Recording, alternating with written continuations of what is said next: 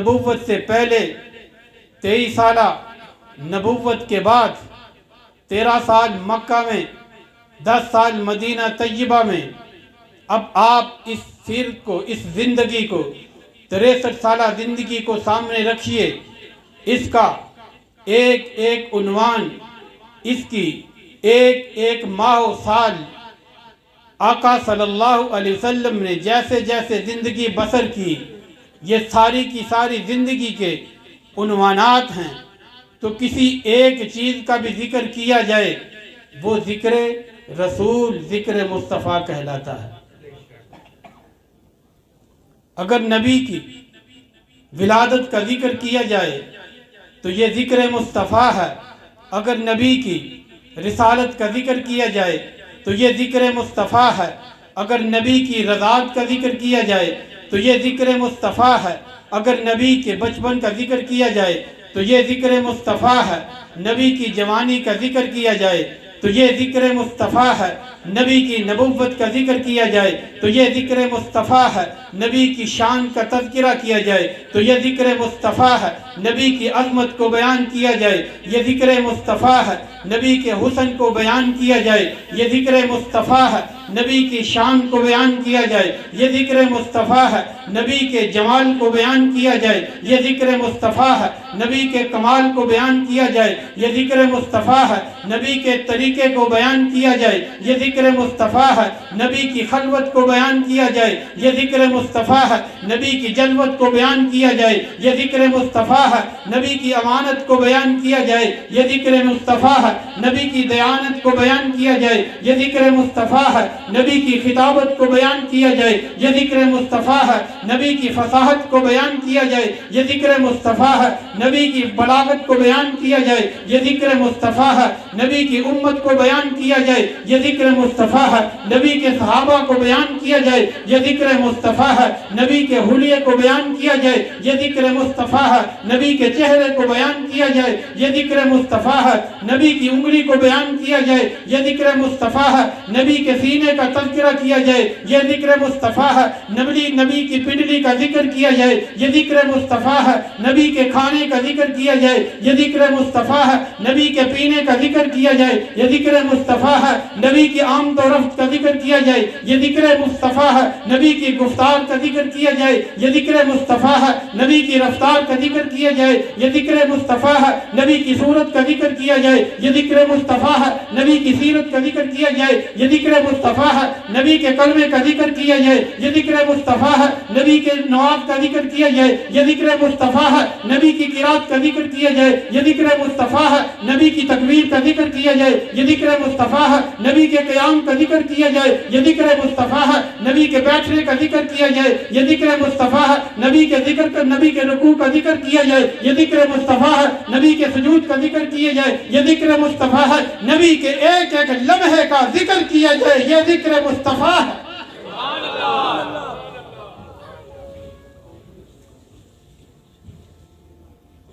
تو میرے دوستو، یہ ایک ایسا عنوان ہے، بڑوں نے اس کو بیان کیا ہے، لیکن جس نے بھی کچھ کہا، جس نے بھی کچھ لکھا، اسی چیز کو، اسی بات کو مد نظر رکھتے ہوئے لکھا، لا يمكن الثناء كما كان حقه، بعد از خدا بزرگ تو ہی قصہ مختصر۔ کہاں حضور کی شان اور کہاں ایک ادنا مسلمان۔ حضور کی شان تو خود خدا بیان کرتا ہے۔ جس کی شان کو خود خدا بیان کرے، پھر پیچھے کیا بچتا ہے؟ کچھ بھی نہیں۔ تو جیسا کہ میں نے عرض کیا، یہ مل بیٹھنا ایسی محافل کا صرف ایک ہی مقصد ہوتا ہے کہ کوئی نہ کوئی بات اللہ کو پسند آئے، کہنے والے کا بھی بیڑا پار ہو جائے اور سننے والے کا بھی بیڑا پار ہو جائے۔ یہ تو ایسا عنوان ہے، ایسا ذکر ہے کہ جو آج اس مسجد میں جاری نہیں، اللہ نے اس ذکر کو کائنات بننے سے پہلے کیا۔ لا الہ الا اللہ محمد الرسول اللہ اپنے نام کے ساتھ لکھ کر اس کو جاری و ساری کیا۔ آدم अलैहिस्सलाम کھڑے ہوتے ہیں تو نظر پڑتی ہے کہ اللہ کے نام کے ساتھ محمد کا نام لکھا ہوا ہے، عرش کے ستون پر لا الہ الا اللہ محمد الرسول اللہ لکھا نظر آ رہا ہے۔ یہ ذکر مصطفیٰ ہے۔ اللہ نے اس کو اس وقت کیا، پوری کائنات کو وجود نہیں دیا تھا، یہ ذکر مصطفیٰ تھا، ذکر مصطفیٰ تھا۔ اور یہی وجہ ہے، کسی کہنے والے نے کہا ہر دور میں زبان پر رہا آپ ہی کا ذکر، ہر دور میں زبان پر رہا آپ ہی کا ذکر، دی ہر نبی نے جن کی خبر آپ ہی تو ہیں۔ زمانہ آدم علیہ السلام کا چرچا میرے نبی کا، زمانہ نوح علیہ السلام کا چرچا میرے نبی کا، زمانہ شیس علیہ السلام کا چرچا میرے نبی کا، زمانہ داؤد علیہ السلام کا چرچا میرے نبی کا، زمانہ سلیمان علیہ السلام کا چرچا میرے نبی کا، زمانہ ایوب علیہ السلام کا چرچا میرے نبی کا، زمانہ دانیال علیہ السلام کا چرچا میرے نبی کا، زمانہ الیاس علیہ السلام کا چرچا میرے نبی کا، زمانہ ابراہیم علیہ السلام کا چرچا میرے نبی کا، زمانہ موسیٰ علیہ السلام کا چرچا میرے نبی کا، زمانہ اسماعیل علیہ السلام کا چرچا میرے نبی کا، زمانہ اسحاق علیہ السلام کا چرچا میرے نبی کا، زمانہ عیسیٰ علیہ السلام کا چرچا میرے نبی کا، زمانہ یوسف علیہ السلام کا چرچا میرے نبی کا، زمانہ داؤد علیہ السلام کا چرچا میرے نبی کا۔ 1,24,000 کم و بیش نبیوں کے زمانے میں مصطفیٰ کا تذکرہ رہا۔ ہر دور میں زبان پر رہا آپ ہی کا ذکر، ہر دور میں زبان پر رہا آپ ہی کا ذکر، دی ہر نبی نے جن کی خبر آپ ہی تو ہیں۔ یہ حضور کا مقام و مرتبہ، اور اس سے پیچھے چلو،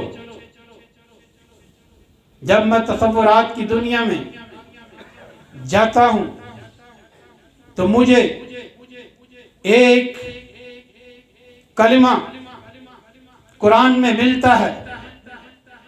اللہ نے کہا وَرَفَعْنَا لَكَ ذِكْرَكَ کہ اے نبی آپ کے ذکر کو ہم نے بلند کر دیا ہے، اے نبی آپ کے ذکر کو ہم نے بلند کر دیا ہے۔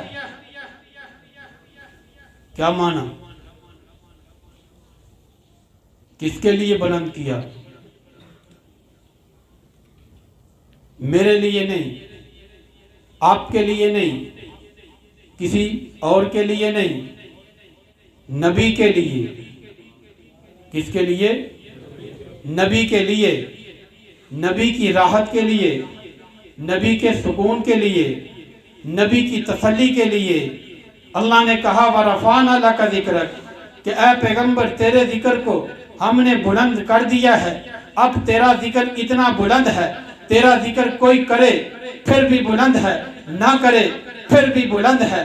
ذرا اس سے آگے چلو، وَرَفَعْنَا لَكَ ذِكْرَكَ تیرے ذکر کو بلند نہیں کیا، تیرے کام کو بھی بلند کیا، تیرے نام کو بھی بلند کیا، تیری دیانت کو بھی بلند کیا، تیری امانت کو بھی بلند کیا، تیری کتاب کو بھی بلند کیا، تیری امت کو بھی بلند کیا، تیری ازواج کو بھی بلند کیا، تیرے صحابہ کو بھی بلند کیا، تیری قیادت کو بلند کیا، تیری سعادت کو بلند کیا، تیرے بچپن کو بلند کیا، تیری جوانی کو بلند کیا، تیری نبوت کو بلند کیا، تیری رسالت کو بلند کیا، تیری ہر چیز کو ہم نے بلند کیا ہے۔ وَرَفَعْنَا لَكَ ذِكْرَكَ کہ اے پیغمبر ہم نے تیرے لیے، تیری ٹھنڈک کے لیے، تیرے سکون کے لیے تیرے ابو بکر کو بلند کیا ہے، تیرے سکون کے لیے فاروق اعظم کو بلند کیا ہے، عثمان کو بلند کیا ہے، علی کو بلند کیا ہے، طلحہ کو بلند کیا ہے، زبیر کو بلند کیا ہے، عبد الرحمن کو بلند کیا ہے، ابو عبیدہ کو